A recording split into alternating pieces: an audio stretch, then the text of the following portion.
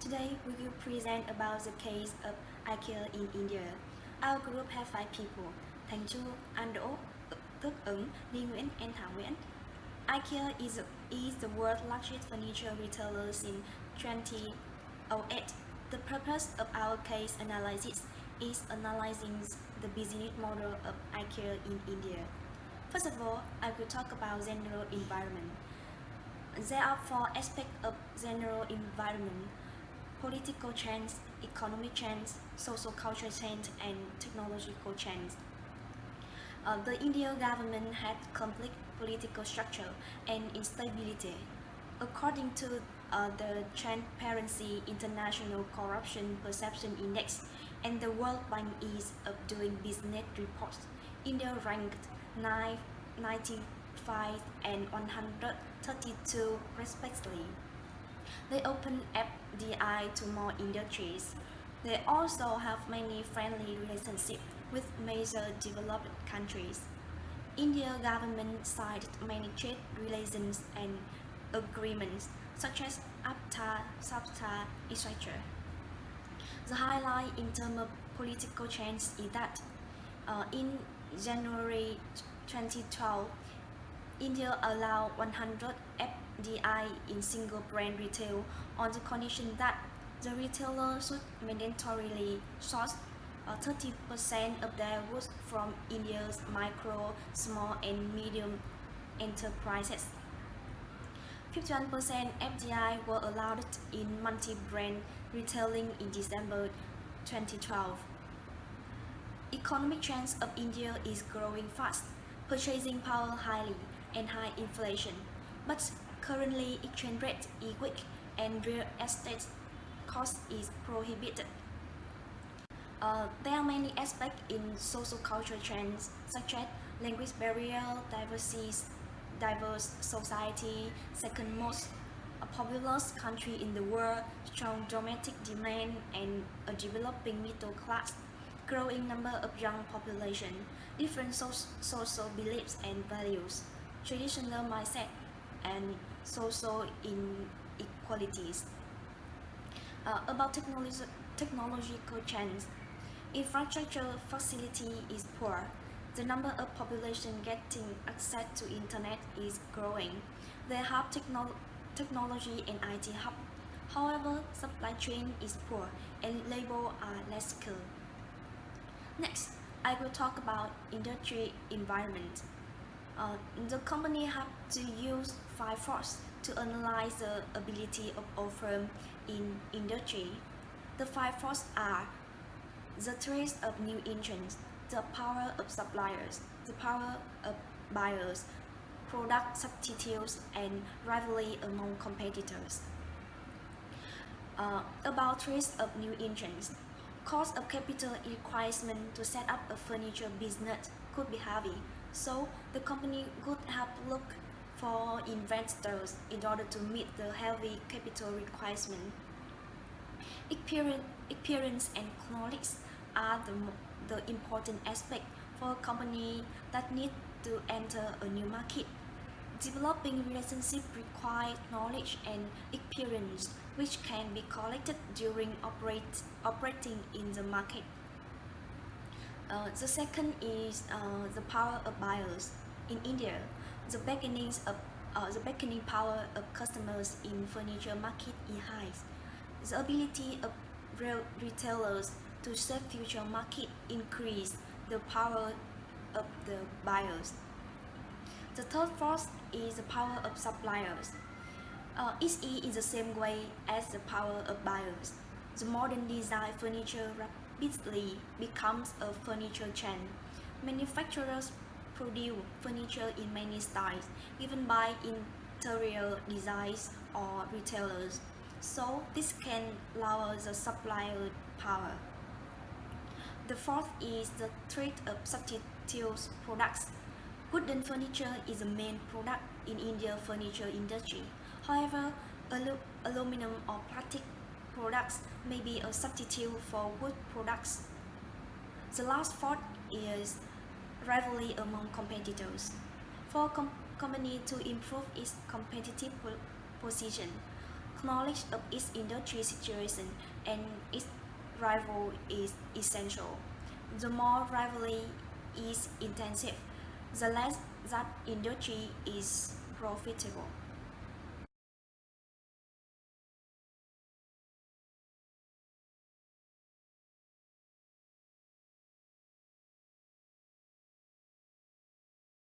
The competitive environment model has been applied in this section to develop IKEA position in the international market.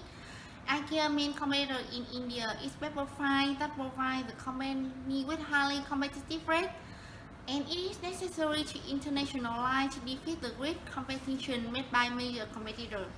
Along with that, some local competitors are copying IKEA design and product and selling them at a cheaper price. Therefore, the international competitive strategy can be applied by choosing between cost advantage and product differentiation strategy. About the competitor analysis, there are some small retailers without local organization dominate in the interior decoration industry in India.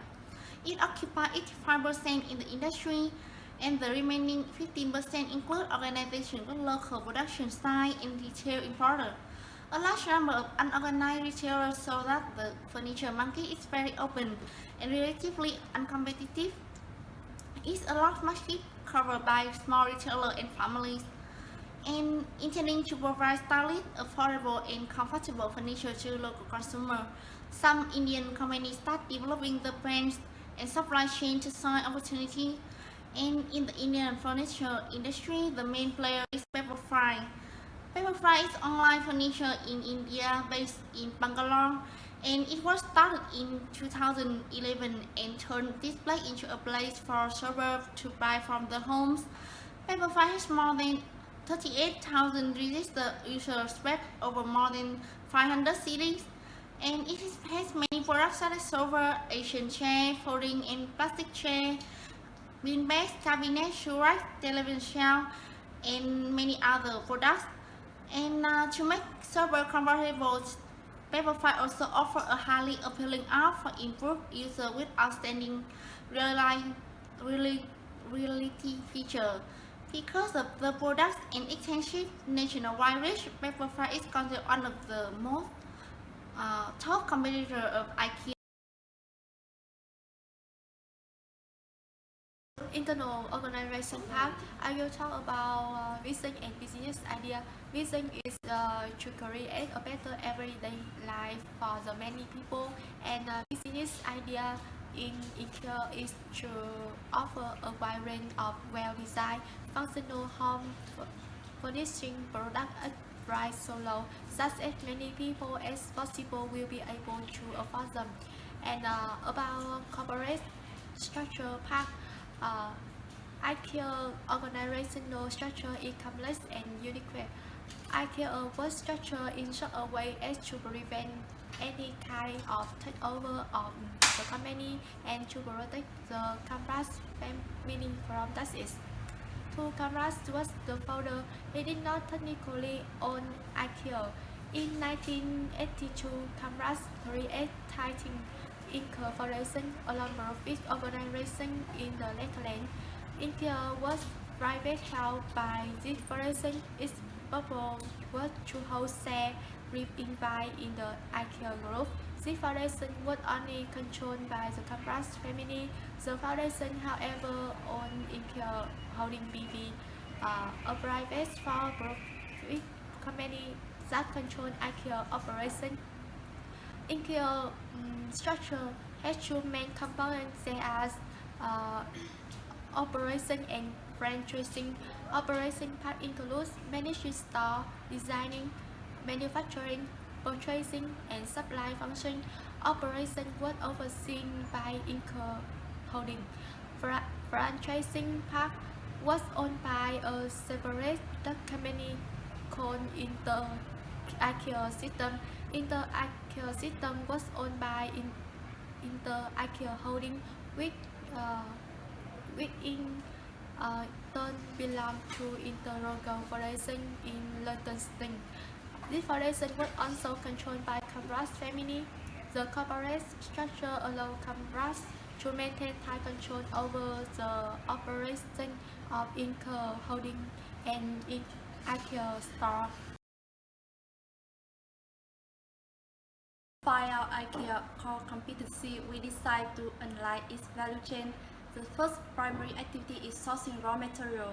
IKEA sources raw material from about 1,300 suppliers located in 55 countries globally and maintain relationships via 30 trading offices around the world. They support long-term supply of sustainable material by investing in forestry. The second activity is about operation. Most of IKEA products are developed by IKEA industry. IKEA also works with external suppliers, mostly in Europe and Asia. The company products will work directly with this supplier to ensure do-it-yourself concept. IKEA uses franchise system and follow decentralization business strategy in running its global operation. Value created from operation related to cost benefit by locating and manufacturing units in Eastern Europe and China. The company saves a huge cost on human resources. Moreover, IKEA uses the latest technology in manufacturing processes that have brought to them the efficiency in operation. The third one is distribution activities. IKEA distributes products to the store from 33 store distribution sites in 18 countries around the world. IKEA works in various ways to simplify distribution and to minimize the impact this part on the environment. The hallmarks of IKEA distribution are global distribution network, large volume, flat package. This lower cost of packaging and transporting. About distribution of product to customer. Along with 298 stores in 26 countries worldwide, IKEA has 11 customer distribution centers. Customers are responsible for costs associated with the transportation of goods purchased from IKEA stores. The next primary activity in IKEA value chain is marketing and sales. For marketing, IKEA integrates print and media advertising, sales promotion, events and experience, public relations. IKEA stores are family friendly. Its store was designed in one-way layout to encourage its customers to go through store in its entirety. Most of IKEA stores included restaurants and also has playground for children. IKEA integrates selling through stores, catalog and website. About service, IKEA promotes self-service in its store. There are a low number of sales assistants in store. Customers are actively involved in the shopping experience and customer choose, collect, transport and assemble IKEA products themselves. IKEA provides online and telephone customer service, offering refund and exchange of goods whenever relevant. Besides primary activities, IKEA also invests in research and development activities. IKEA's strategy has always been to provide functional, attractive furnishing while keeping product price low.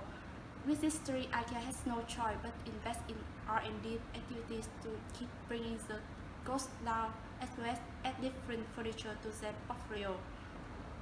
After analyzing its value chain, we figure out IKEA core competency that they have capability in examining and controlling effectively costs involved in processes including designing, sourcing, distributing, and operational expense. Therefore, they can provide not only low price but also unique products. IKEA has been able to modify the value chain approach by integrating the customer into the process and introduce a two-way value system between customers, suppliers, and IKEA headquarters. Through this, the company is able to create a supply chain that is differentiating and enabling sustainable growth.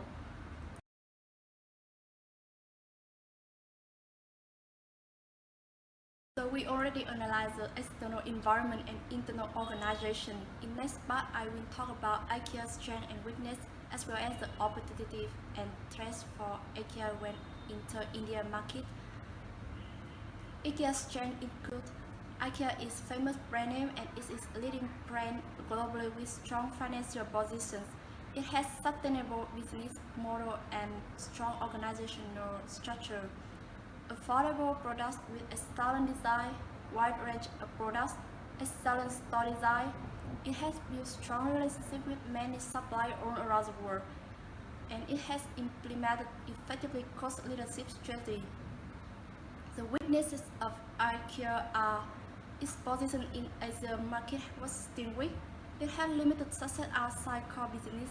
Even though IKEA is one of the leading organizations in its industry, it has faced a challenge in moving to other product segments. IKEA is not famous for superior customer service. This results from the aggressive pursuit of cost-cutting initiatives. So what are opportunities for IKEA to enter India? India allows 100% FDI in single brand retail. India was having fast-growing economy, but retail market was unexploited. Middle class with disposable income was growing and increasing demand for lifestyle products as IKEA can provide. India had abundant source of raw material and the labor costs in this country are very low. The threats IKEA would face in Indian market, there are a lot of competitors in India, both organized and unorganized sector. Language barrier and cultural different in taste of consumers. Another threat is space constraints. IKEA store need huge area, but the cost of real estate in India is very high. If they locate store in the suburban areas to reduce the cost, customers have to travel long distance to make purchase, and it's difficult for customers to transport their products. The political issue is the retail had to mandatorily source 30% of their goods from Indian micro, small and medium enterprise to be allowed 100% FDI in single brand retail. Last but not least, local material may not meet the international standard.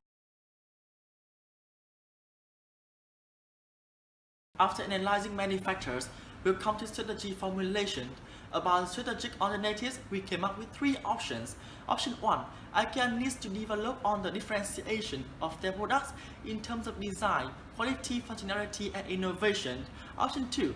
IKEA can prepare the products according to the type of demand of local people and adopt some cultural practices to show on the feeling of familiarity with the locals, focusing on making people-centric products and gain huge profit. And the last option, IKEA can follow cost leadership strategy.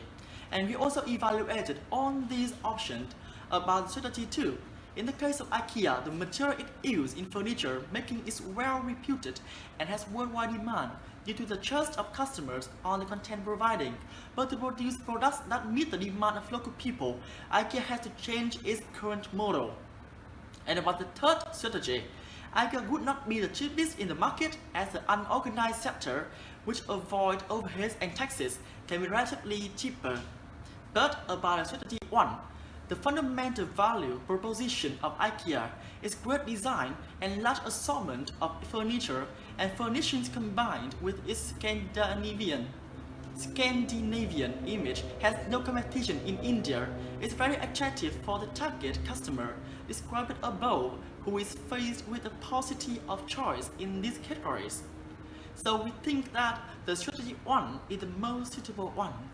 And how to implement this strategy? So firstly, IKEA needs to grow the market for their products by highlighting the unique benefits and advantages for their products. And the second, the company can introduce new trends in the market of using easy to carry and assemble furniture, provided the consumers can identify with the benefits and are willing to experiment, encouraged by the range of products and consumer experience and support for buying such products. Next, it can develop its online platform to increase awareness and develop interest in the product. After that, IKEA needs to understand the market needs as well as introduce global concepts for their benefits and uses. Last but not least, they can provide services for increasing customer convenience and identify the market segments which are suitable for its products and target them with their products and services. That was the end of the video. We hope you enjoyed it. Thank you and goodbye!